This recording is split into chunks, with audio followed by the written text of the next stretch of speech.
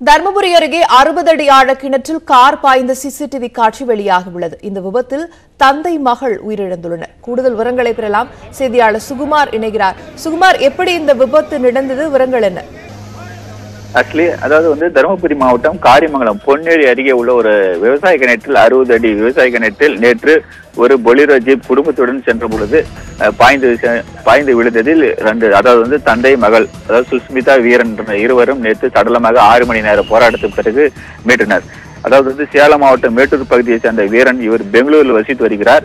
இவர் தனது சொந்த ஊரான மேட்டூருக்கு நேற்று வந்துவிட்டு மீண்டும் ஊருக்கு செல்ற தருமபுரி நெடுஞ்சாலை வழியாக செல்லும் பொழுது தருமபுரி மற்றும் காரியமங்கலம் பொன்னேரி அருகே உள்ள சாலையில் சென்று கொண்டிருக்கும்போது திடீரென கார் தனது கட்டுப்பாட்டில் இருந்தது. அதாவது அக்கம் பக்கத்தில் இப்போது கூறுகிறார்கள், காரினுடைய முன்னாடி டயர் வெடித்து விட்டதாகவும் அதனால் கட்டுப்பாட்டை இழந்து அது விவசாய கிணற்றில் விழுந்து விட்டதாகவும், அப்பொழுது விழுந்த வேகத்தில் பின்னாடி உட்கார்ந்திருந்த உமா கதவை விழுந்தவுடன் அவர் கிணற்றில் விழுந்து நீட்டி பக்கத்தில் இருக்கிறவர்கள் அவர்களை காப்பாற்றி விட்டதாகவும், அதாவது வீரனும் சுஸ்மிதாவும் 60 அடி கிணற்றில், அதாவது 50 அடி ஆழம் தண்ணீர் இருந்தது, அந்த கிணற்றில் விழுந்து விட்டது.